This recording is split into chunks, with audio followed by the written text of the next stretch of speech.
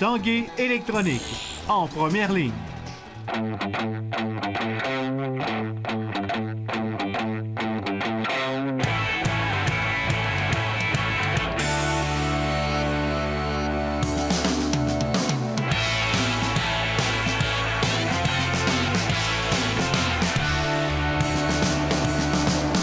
Salut, ici Jonathan Fournier et bienvenue à l'Esprit sportif. Aujourd'hui à l'émission, on vous parle de course automobile, des capitales de Québec, de deck hockey. Mais tout d'abord, en fin de semaine, au Mont-Sainte-Anne se tenait le Vélérium, les Coupes du monde de vélo de montagne. Le dimanche, le cross-country. Le samedi, la Coupe du monde de descente ou si vous préférez de downhill. Un sport qui porte bien son nom. Par du haut, descendre à des vitesses folles jusqu'en bas avec des vélos ultra adaptés. L'équipe de l'Esprit sportif était sur place.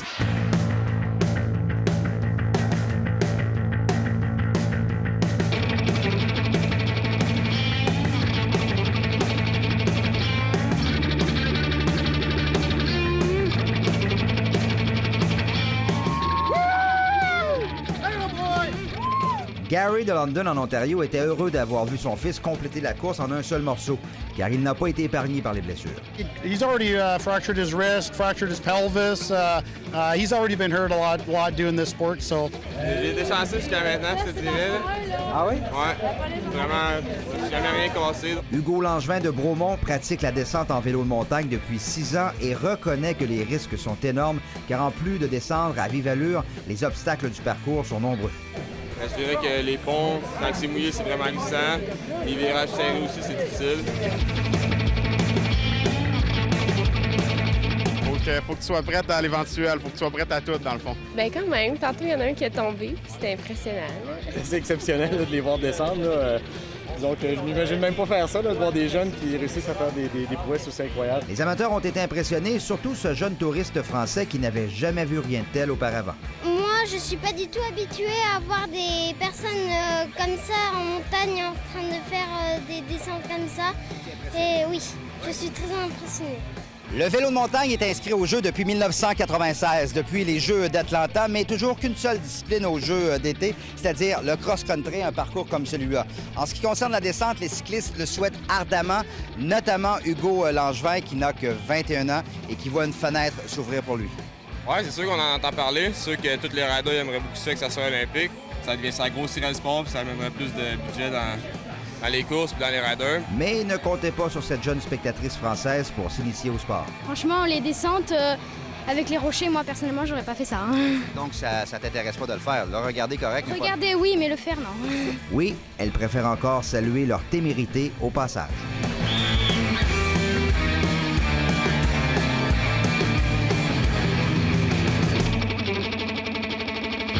Dimanche, au Mont-Sainte-Anne, se tenait la Coupe du monde de vélo de montagne en cross-country. Aucun Canadien sur le podium, malheureusement pour les hommes, mais du côté des femmes, 2 Canadiennes sur le podium, Catherine Pendrell et Emily Batty. Voici le reportage de Stéphane Turcot.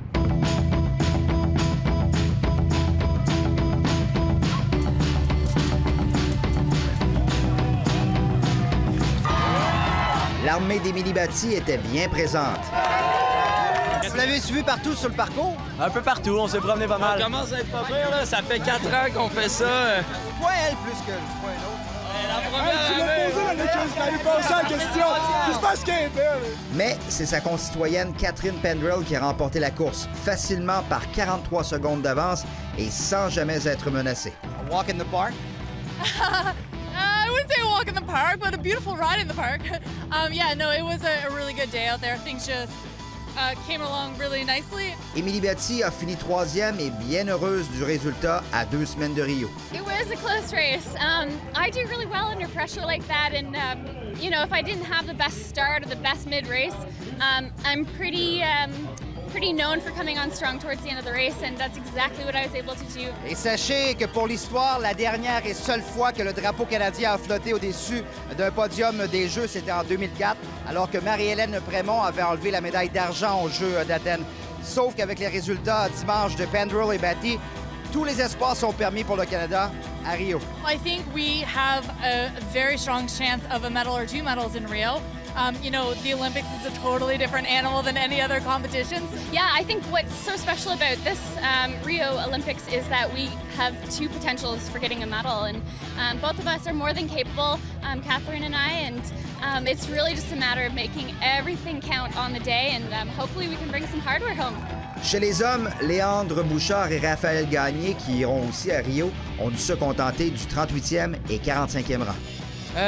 Journée difficile un peu, mais sûrement un bon entraînement. Je pense à Rio, c'est tout ce que j'avais en tête. C'est sûr que c'est pas le résultat de Coupe du Monde que je cherche à l'habitude. Effectivement, la journée appartenait aux Canadiennes qui ont soulevé la foule.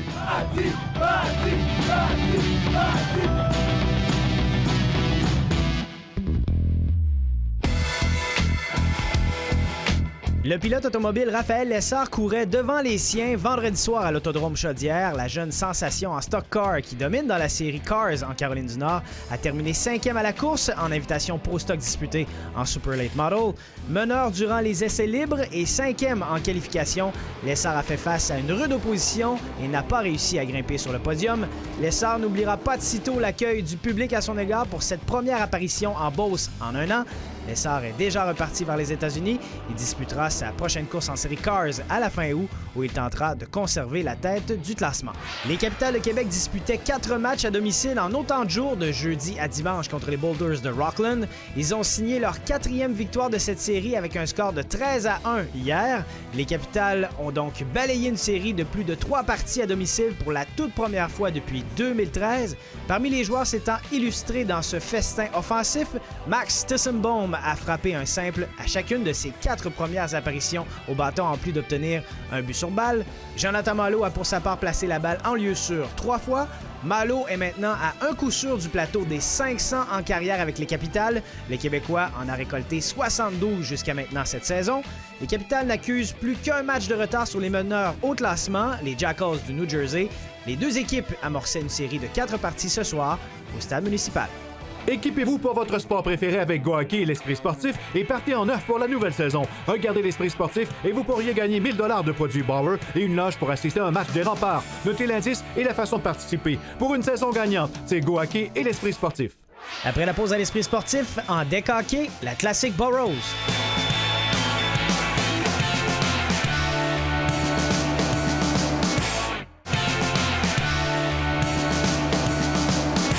En fin de semaine, c'est près de 150 équipes de deck hockey qui étaient de passage à Lévis pour l'un des plus grands tournois de deck hockey de la région de Québec, la classique Burroughs. Voici notre reportage.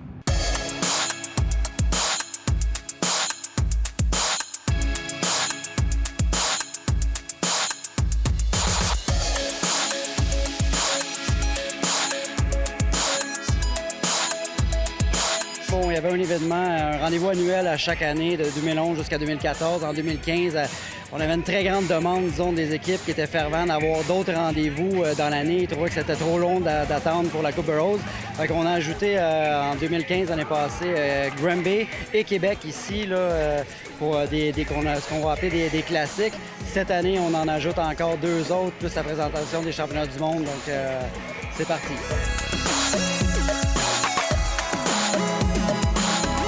C'était vraiment l'événement de l'année pour nous. Donc, la Coupe Burroughs, le gros tournoi de l'année. Plus de 175 équipes qui sont venues sur place. Donc, aménagement de terrasses, surplus des kiosques d'animation, également de produits promotionnels, de comptoirs alimentaires. Donc, vraiment un gros happening. 7 catégories, partant des juniors jusqu'aux catégories mixtes, catégorie femmes, catégorie hommes, dont la classe maîtresse là, qui est le Open. La finale se jouait hier, peut-être ici devant 800-900 personnes qui ont vu la finale.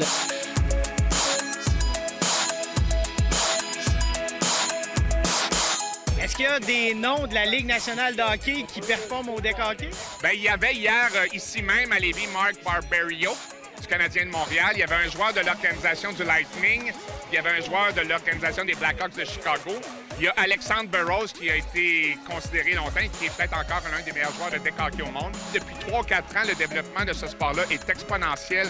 Il va y avoir, par exemple, dans la prochaine Coupe Burroughs à Trois-Rivières, 12 surfaces de deck, 400 équipes, 4000 joueurs, 4000 joueuses pour un long week-end. C'est complètement fou la popularité de ce sport-là. Ça gagne des adeptes presque d'heure en heure. Coupe Rose, puis les tournois en général, pour nous autres, c'est comme une Coupe Stanley. C'est de jouer, faire des tournois, puis essayer de jouer puis de gagner contre les meilleurs. On en a partout au Québec, des très bons joueurs de hockey. Moi, je trouve que c'est relevé d'une année à l'autre. Il y a beaucoup plus d'équipes féminines, beaucoup plus de catégories féminines. Autant dans le masculin, maintenant, il y a le mix, le junior, tout ça. Ça regroupe vraiment les familles. Dans mes équipes, c'est sûr que j'ai des femmes qui ont des enfants. Donc, tu sais, ça rassemble. C'est un sport vraiment très rassembleur. C'est le deuxième championnat mondial qui va avoir lieu au Québec, 3 contre 3. Le premier a eu lieu en Slovaquie en novembre dernier, a été remporté par l'équipe du Canada, médaille d'or. L'équipe du Canada qui était entièrement composée de joueurs québécois. Au prochain championnat mondial, le deuxième, du 20 au 24 septembre, il va avoir pour la première fois de l'histoire une équipe qui va représenter le Québec comme nation. Et la réponse des gens de Québec ici en fin de semaine est bonne? La réponse est très bonne. Je pense que les gens sont très satisfaits. On a eu un petit peu de mauvais temps vendredi, mais on a quand même joué. C'est un événement festif, sportif. C'est une belle réussite.